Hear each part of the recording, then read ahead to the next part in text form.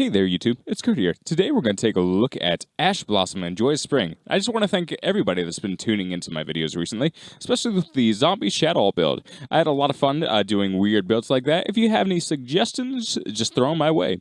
But we'll just kind of dig into Ash Blossom, and the first thing that you might think about Ash Blossom is really how complicated can it be to actually use Ash Blossom? Like, the oldest play in the book, one of the oldest plays in the book is to Ash Blossom a Pot of Desire so they don't get a draw 2. And it is a very helmets play, but it's a very effective play, nonetheless.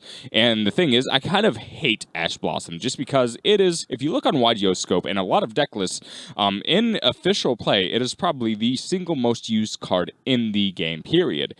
And the reason why is just that it's generically good against almost every deck ever. And the reason is, it just hurts that advantage that your opponent has. And it probably, if Pankratops got limited, this card probably should be limited too, if we're just going based off of pure usage. Pankratops was not overpowered, it was just like, boom, it's on your board. But anyway, there are some interactions where you actually do have to think a little bit about where it's appropriate to Ash Blossom. So one example I want to give here is that a lot of people playing against Salamangreat, a lot of times they will Ash Balings.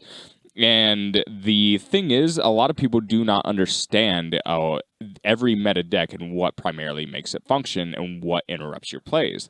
The thing about ashing Balings is a lot of times that is a pretty useless play because most of the time they can make the extension to go into the second Sunlight Wolf, and that's how they get the recursion. And a lot of times they're looking to either get to Gazelle, which then gets them into a really powerful trap.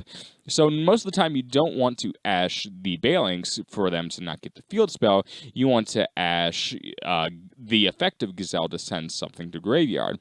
Now, even better than doing the field spell often is just ashing, sometimes Signet Mining. You do have to use your discretion. So a lot of what will determine when you will Ash Blossom something is what your opponent has revealed to you. Now, the thing is, some decks are running Extravagance. There are no actions that come... Most actions do not become before an Extravagance because Extravagance has to be the first play that you do.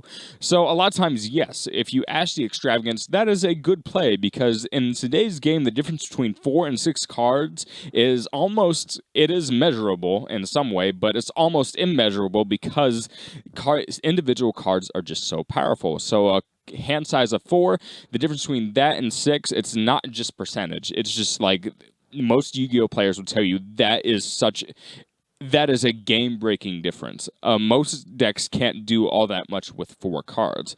Some do have 1-card starters, and they can OTK you with 1 card, but those are far and few between, and your chances of getting to those pieces are very small with 4 rather than 6.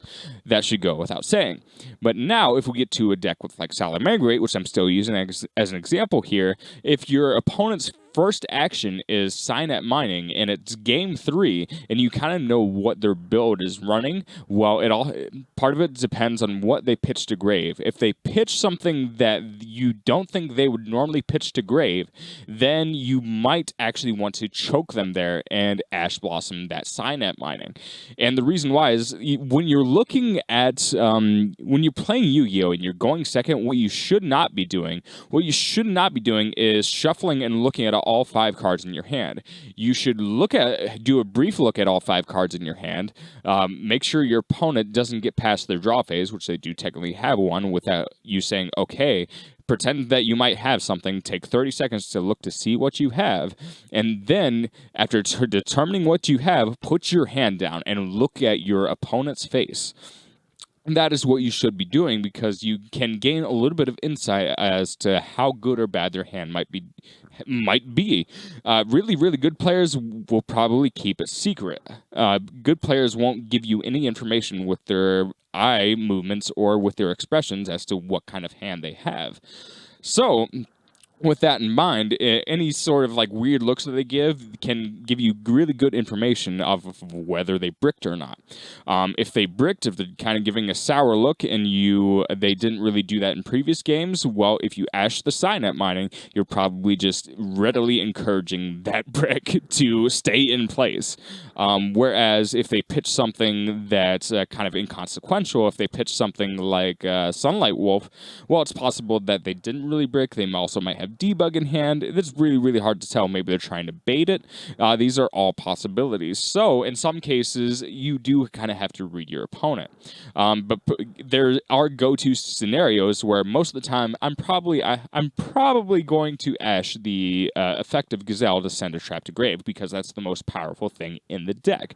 Now, I use Salamangreat as an example, but let's look at other examples. I went through probably the most important points I want to make about that deck, but within other decks, generally speaking, what should you ash? Well, again, if your opponent has revealed no other information, if you ash the Desires or Extravagance, that I would almost do that 100% of the time. And that's just my personal advice. But when it comes to individual monsters, generally speaking, cards from deck can be really powerful. But don't ash an Upstart Goblin. I would never ash an Upstart Goblin. But unless they're down one card in their hand and you have game on board, then yes, ash the Upstart Goblin. But that's a very rare scenario. What you want to consider is that summoning from deck is really, really powerful. So if you hit something like Needle Fiber, those are things that you kind of want to go for instead of other cards that might add, because that's a lot of times your play starter is going to be something that you summon specifically from the deck. And I can think of that is the case with many decks. As far as like it goes with let's take Lunalight for example. Lunalight is another deck where they can have a lot of potential plays in hand, so you don't know what to ash. Well, a lot of times, a good ash, there are several things you can ash, but it all depends on how they reveal your information to you. And that's also a deck where if they do a fire formation, they can definitely brick if you ash anything in that deck, but they also can play around it potentially. So you might want to let the fire formation go because you don't know what they're grabbing, or they don't know if they're baiting you. But at the same time, if they have like Lunalight Perfume Engrave and they haven't used it, they haven't banished it, and they try to search for their Blackwing, well, you might want to ash the effect to search for the Blackwing, because that Blackwing is going to get them 2 or 3 extra summons because that Lunalight Perfume is engraved. So it's not always really the play that you should make with Ash Blossom isn't always as spelled out as it could be. Now, to summarize this point, there are a lot of potential plays that could reveal information to you that will let you know when to Ash Blossom, but this also requires certain meta knowledge. Meta knowledge will help you grandly when it comes to Ash Blossoming at the appropriate time. Also, when it comes to going to generically the difference between 6 cards in hand and 4 cards in hand, generally speaking, that is a very good thing to ash. And if you know your opponent's playing Desires, well, then you kind of have to play around that a little bit. You have to play the mind game there, and reading your opponent's expressions is really, really important when knowing when to Ash Blossom. So hopefully this video was helpful to you guys. Again, thank you for all the viewership that you've been giving me recently. That's been well appreciated, and I hope these are interesting to you guys. If you have any requests for very specific videos or videos about rulings, I would be open to them, and I hope you guys enjoyed the video. Peace.